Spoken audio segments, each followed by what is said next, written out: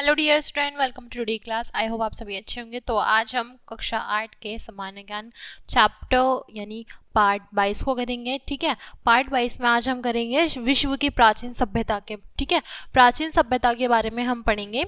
तो यहाँ पर आपको ना कुछ डायग्राम्स यानी कुछ पिक्चर्स भी शो किए हैं, तो उनके बारे में हम थोड़ा सा डिटेलिंग पढ़ते हैं। तो इसमें क्या दिया हुआ है बच्चों, पहले आपको इसमें फर्स्टली दिया हुआ है मिस्र की सभ्यता।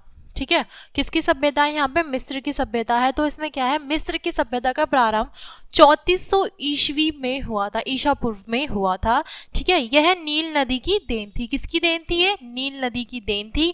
ठीक है, इस सभ्यता में नैतिक नियमों का पालन करना अब अनिवार्य है। ठीक है, किसकी?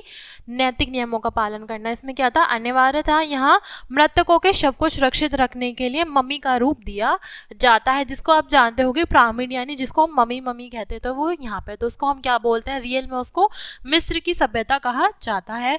ठीक है, कैलेंडर सर्वप्रथम यहीं से तैयार हुआ था। जो हमारे कैलेंडर हैं, जो हमारे घरों में लगाए जाते हैं, जिससे हमें दिनांक का यानी दिन का और तारीखों का पता लगता है, तो उनका जो सर्वप्रथम निर्माण हुआ था वो यहीं से हुआ था। ठीक है, अगर हम बात करें मेसोपोटामिया की सभ्यता, तो मेसोपोटामिया की सभ्यता मिस्र की सभ्यता की समकालीन थी। ठीक है, यूनानी भाषा में मेसोपोटामिया का अर्थ है नदियों की भूमि होता है।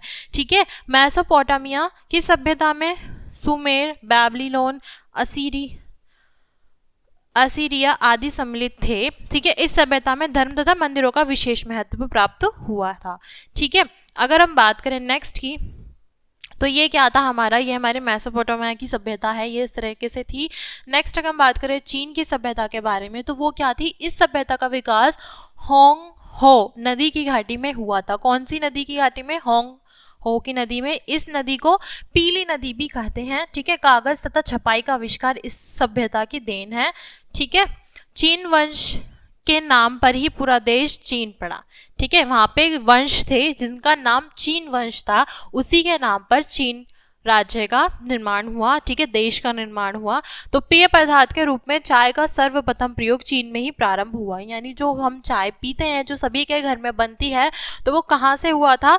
वो हुआ था चीन से स्टार्ट। ठीक है, अगर हम बात करें नेक्स्ट, तो ये है हमारे यूनान की सभ्यता।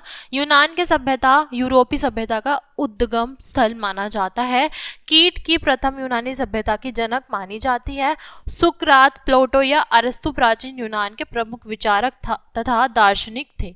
ठीक है, तो ये क्या थी हमारी? ये थी हमारी यूनान की सभ्यता। तो इस चैप्टर में हमने क्या पढ़ा? इस चैप्टर में हमने कुछ राज्यों की सभ्यता के बारे में पढ़ा, कुछ विशेष सभ्यताओं के बारे में हमने पढ़ा। तो आई होप आपको अच्छी तरीके से समझ में आया होगा जो हमने पढ़ा है। ठीक है, तो क्लास को यहीं एंड करते हैं, चैप्टर हमारा यहीं कंप्लीट होता है। मिलते हैं नेक्स्ट क्लास में। Thanks for watching.